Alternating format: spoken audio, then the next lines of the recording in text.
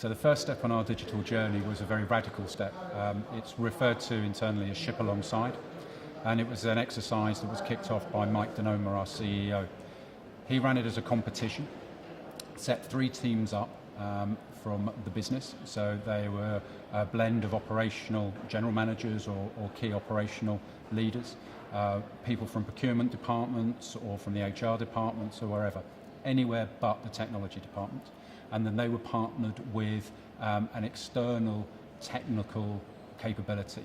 We had PricewaterhouseCoopers, had a company called Exicon and a company called EPAM.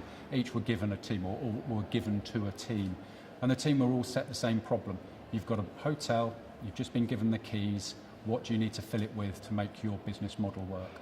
And routinely, around every 8 to 12 weeks, those 3 teams would get together with an audience of which the internal technology department were part, and the work up to that point would then be run through and presented and critiqued and built upon, and then they would go away and look at the next element. The process was, to be honest, at the start quite chastening for the technology team, for people like myself, to be excluded for the conversation. It did feel, awkward. But having come through the whole process is actually very liberating for the technology department, because the decisions around what technologies we need to use as a business are now most definitely shared, but actually primed by the people who ultimately will end up using and paying for them, which is the business. And it was a very good exercise that was run, because it in very quick time it repositioned the whole thought processes around technology within our organisation. It's not perfect, but it's an awful lot more well balanced now than it was when we started. So that's how we started our digital journey. Currently we're using APIs, and our starting point is for partners. It's to promote the straight-through processing and to take a lot of the paper-based exercise and the manual exercises that we're running at the moment and automate them. But we're already aware that those same APIs will be of value to us from an internal point of view, because we're starting with the most common API that we're going to be using, which is an availability API. So somebody asks a hotel a question of what rooms do you have available at what price on what particular days. And that is most certainly going to be our broadest API that we can think of right now. Partner applications, very straightforward, but also internally it means that we can then use the same API to make sure that we've got the right rates open, which at the moment is quite problematic. There's no quick way for a team to see at a snapshot what rates do I have open right now without having to take lots of reports and pass through them. The API could be used and will be used internally to do that exercise. And then ultimately what we want to do, once we've got the internal and the partners broadened out and we've got more experience of doing it, that's when we want to be able to publish our APIs for developers to start to take our API and use it in ways that we can't imagine or we can't resource right now. So we want to follow the full arc, and I think it's just a question of how quickly we can get more of our partners on board, start to get the internal conversations off the ground, and then hand it across to developers. And part of that is going to be how quickly we can satisfy our business community, our business colleagues, that in expanding it out and allowing people to use it quite readily won't put our back-end systems under threat, that we won't risk bringing systems down that they rely on a day-to-day basis because we've got too many people using them. So our relationship with Apogee started as a direct consequence of the Ship Alongside. It was that whole exercise, through the business interaction, that brought Apogee to the table, because it was recognised by the team in question that an API capability would be of value to them. And Apogee were the preferred solution and the preferred partner. So we've had a very good relationship over 2 years, a very healthy relationship even before we became full customers, where Apogee came in and helped us with a proof of concept, just to make sure that what was said on the tin could actually be delivered, which was something that not every capability or not every potential partner was able to demonstrate. And that was early 2014. And then towards the end of 2014, we were then able to use the Apogee free service or the Apogee open service to further prove the concept and really nail down the business case because at that stage we were going for funding to actually purchase the Apogee license to become full customers, which we did in January this year. Our decision to go with Apogee is born out of the fact that we don't have the resources or the capabilities in-house to build anything ourselves, so we would have to buy. And actually that's something that we've always done in the past, is buy in our integrations, but they've always been point to point.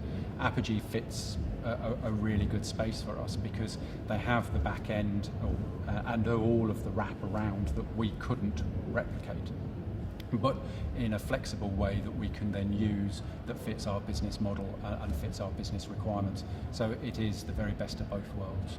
We're getting access to the things that we need and could never replicate, but being allowed to do what we need to do and want to do. We work with Apogee in a very easy and conversational manner. We find Apogee extremely easy to work with, and we have done throughout the engagement so far. The access to Apogee resources is very good, and the people that we've been working with are very empathetic to what we're trying to do, very easy in the way that they guide us and instruct us. They're not forcing us down a particular route, but by the same token they're not allowing us to make silly mistakes. And it is done, it's very collaborative, and the two teams work very well. Our internal team and the Apogee team work very well together. So where we are right now with our API strategy and build is we're at the beginning. We have, just before Christmas this year, so November, December 2014, we used the Apogee free platform, or the open Apogee platform, to fully test out a capability. And then we recreated that when we became fully licensed Apogee customers. We found on the second iteration that we actually were able to improve it very quickly, take the learnings that we had made, and so even though we only got access to our full environment at the end of January, we were able to pick up where we left off with our first partner integration within 3 to 4 weeks, end to end, and as I say, building from scratch. That's now been running for the last 6-7 weeks, and we've already started to work with our second partner to bring them online, and our third partner is being spoken to this week and is lining up their resources at their end. So between now and the end of July, we've got a plan of around 3 or 4 more partner integrations, one of which will be Booking.com, which is our biggest online travel agency partner by some margin. So whilst we're at the beginning, we're accelerating through pretty quickly, and we're really pleased with the progress that we're making so far. The use or using the data that we're generating through using APIs and the APIs that we deployed so far is one of the most exciting conversations that we're having at the moment within the API team. We have now built up about 6 weeks worth of API or data via the API, which is data we've never seen before, which is our shopping basket activity.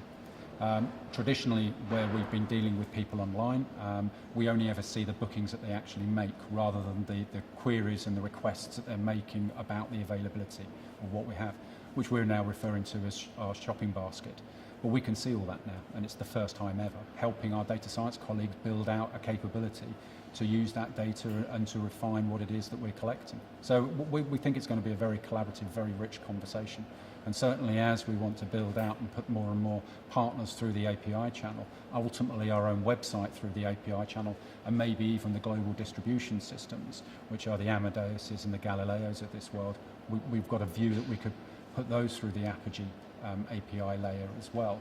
We could build a shopping basket a picture of our shopping basket that we have never had at any point in all the time that we've been trading with people in an online capacity, digital or otherwise. But it's a very exciting, not byproduct, but it's a very interesting run alongside benefit that we're looking forward to exploiting. If you're just starting out on your digital journey, I think the best tip that I can give you is start. Don't procrastinate, don't delay, don't analyse, just start. If you've already made that decision, then you learn by doing, and really you learn by doing. I love APIs because they encourage us to look at our business in a completely different way. Because APIs can be as small as you want them to be, or ideally quite compact, it means that you can build quickly and you can keep people interested. You can deliver things more immediately than you have been able to do in the past.